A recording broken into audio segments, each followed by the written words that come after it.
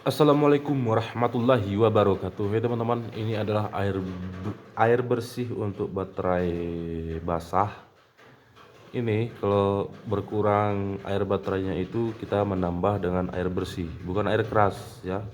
Perbedaan air keras dengan air bersih yaitu di tutup botolnya. Kalau model ini tutup botol biru itu air bersih, kalau tutup botol merah itu air keras.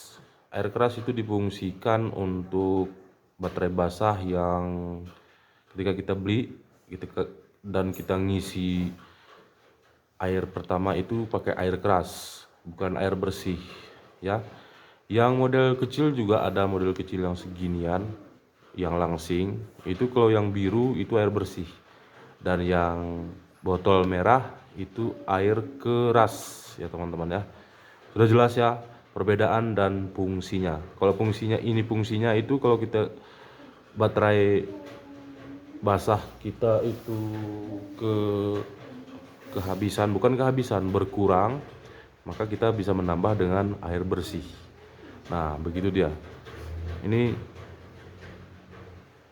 modelnya, ini bahan berbahaya juga nih ya, bukan air bersih biasa ini. Kalau air bersih biasa yang di galon air itu kan nggak mengandung kimia, ini mengandung kimia.